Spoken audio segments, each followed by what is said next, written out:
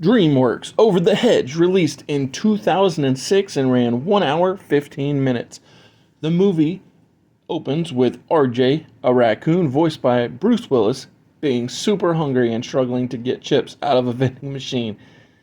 It's very entertaining when he fails. He sees the moonlight like a spotlight on Vincent, a bear's cave. RJ knows this is a bad idea, but the hunger is so strong, and he just does the crazy move and he goes into the bear's cave. But Vincent, he's hibernating, so RJ, he sees all the stuff that was stored up for the winter.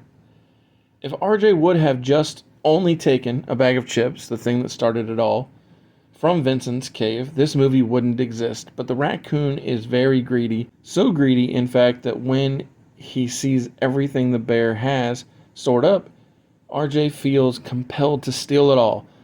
When having most things isn't enough, RJ sees that Vincent has a can of Spuddies, basically Pringles, and he goes back. He's like, oh, I must have it. So he uses an empty coffee cup to try and replace the can of chips in his paw.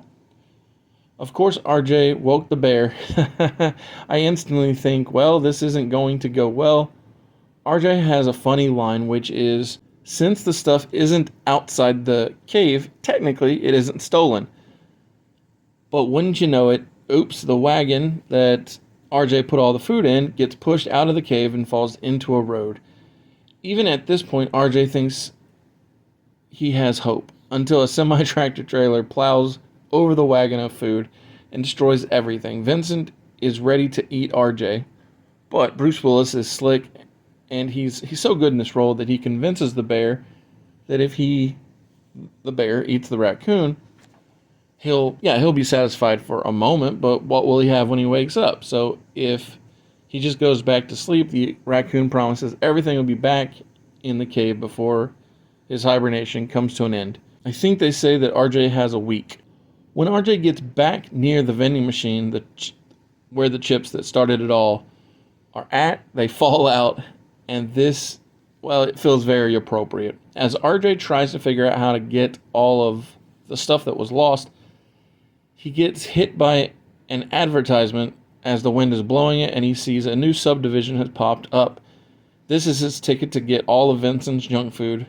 But RJ is not the hardworking type, if that wasn't clear from him trying to steal both from the vending machine and from the bear. Enter Steve Carell's Hammy, a squirrel. This character has discovered the human creation of a hedge, and that said hedge separates the wilderness from the new construction that RJ had learned about. The squirrel is super fun. He seems to move and think at like 1,000,000 miles a minute.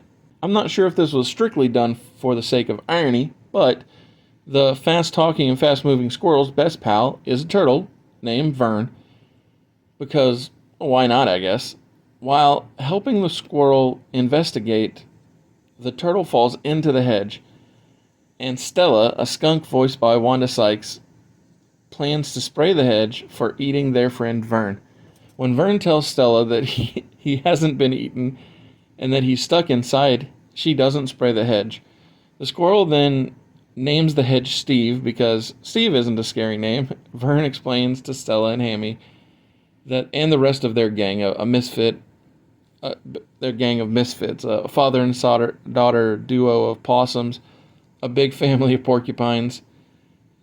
He explains that none of them should ever cross Steve, and that means that it's time for RJ to re-enter the fray and explain that there is no Steve, but rather this is a hedge, and as a matter of fact, he doesn't say this, but is the hedge from the title Over the Hedge.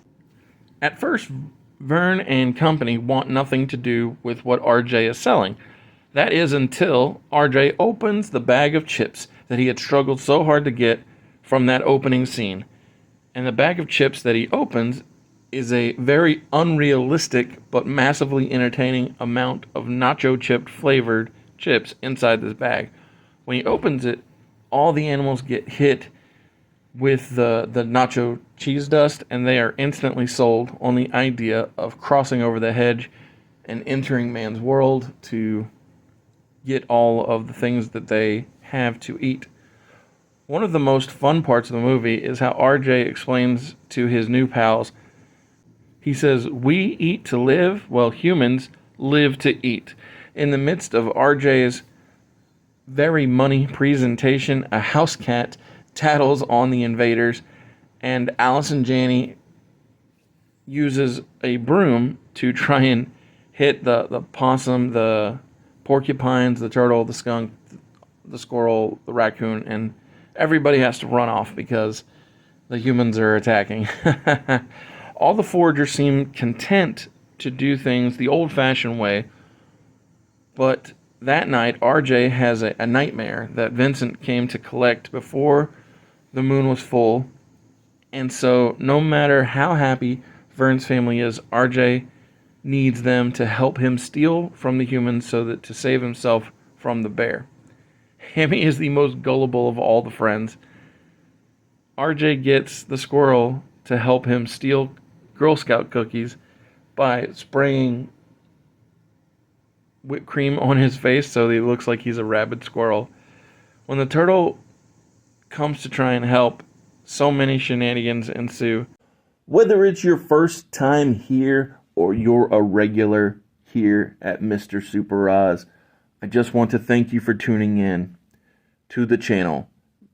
It exists because I, Oz, from the channel Mr. Super Oz, I wrote a 68-page graphic novel called Everlasting Survivors.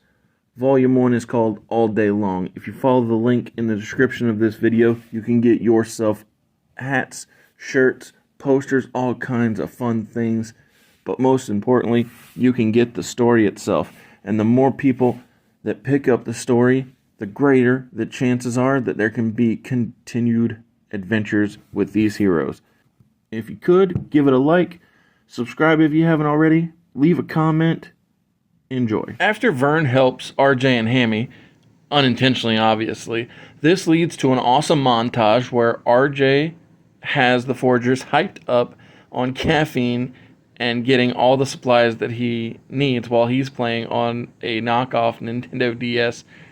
During the montage, RJ is checking off all of the things that he knows that he stole from the bear, and his new thieving crew has almost got all of Vincent's stuff back.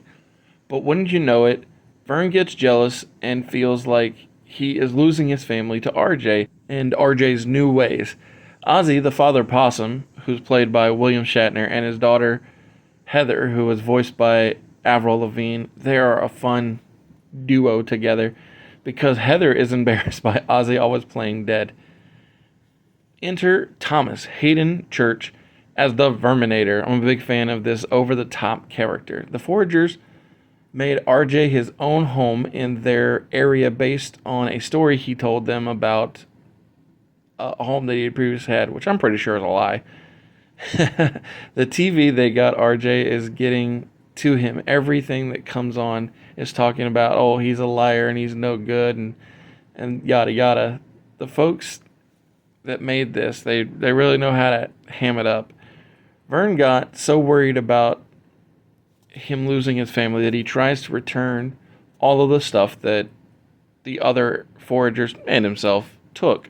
On this mission to return the food, RJ and Vern meet a dumb but happy Rottweiler who thinks that they're trying to play.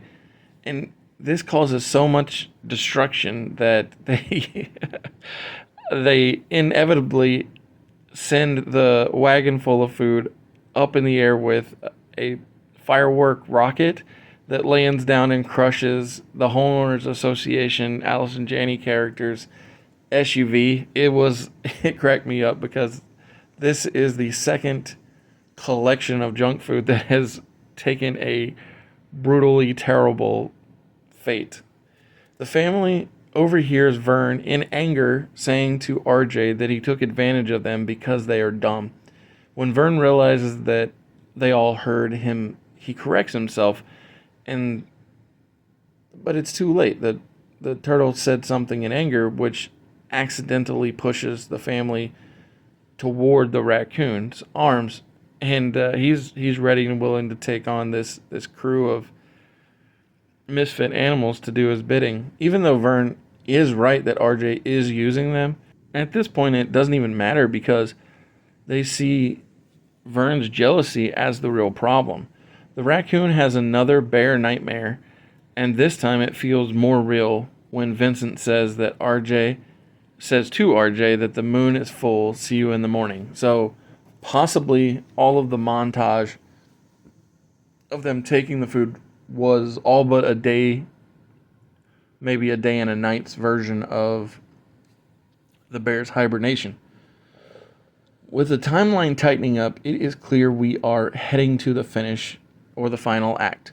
Vern apologizes to RJ for being so jealous, but RJ, ever the manipulator, convinces Vern and the rest of the foragers to get one last big score because the homeowners association character is having a party so they can steal all of the supplies. Then RJ will be all right, or so he believes. The plan involves Stella, the skunk, seducing the house cat because the fat house cat's color has a digital key that will open a doggy door for them all to get in to the house to steal the food. All the animals do get in the house and work all night into the morning stealing the food. RJ even slips up at one point and says that he'll have what the bear needs, and Vern is confused. But Bruce Willis is slick and says, we'll have enough food to feed a bear. Because nobody yet knows why this is all happening, other than the viewer. Heather the possum at one point gets caught and has to play dead just like her dad, William Shatner. And this leads to the Verminator capturing all of the animals. Well, all of them but RJ, who got away with the food. And Vincent the bear is so impressed, he says, "This is why you and me, RJ, are so alike." Because RJ said to the bear when he first took all of the stuff in the opening that, "Oh, I have a family." He's like, "No, you don't." He's like, "Well, I'm a family of one." And so then the bear, who's played by Nick Nolte, is perfect in this role because he calls out RJ for being much like him. And this is the eye-opening moment that RJ needs to go and save his newfound family. And so here in the third act, we have a third collection of junk food get destroyed in a whole new and different way. RJ turning on Vincent to save the family of animals from the Verminator doesn't go easily since Vern trusts RJ at first. So Vern didn't originally trust RJ, but everybody else did.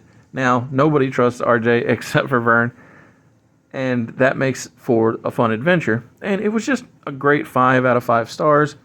It's a great family, fun adventure. One thing I missed early was that while RJ introduced the animals to human things, he prevented Hammy from having caffeine.